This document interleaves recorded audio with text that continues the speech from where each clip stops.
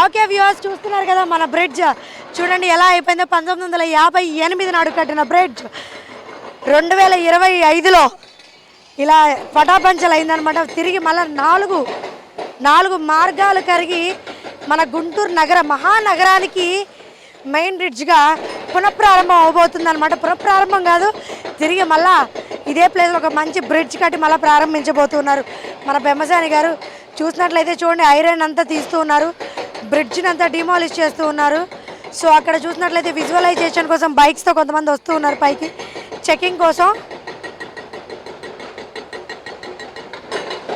So ఇది మళ్ళీ తిరిగి నిర్మాణం అవ్వడానికి 2 సంవత్సరాలు పడుతుంది అంటున్నారు. సరే చూద్దాం, ఎంత టైం పడుతుందో తెలియదు, కానీ ఒక మంచి బ్రిడ్జ్ మన గుంటూరుకి సొంతం కాబోతూ ఉందని చెప్పుకోవచ్చు.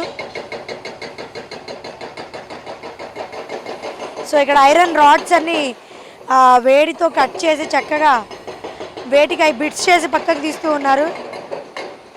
సో అక్కడ చూసినట్లయితే బ్రిడ్జ్ని కూల్చునే ప్రక్రియ అక్కడ జరుగుతూ ఉంది.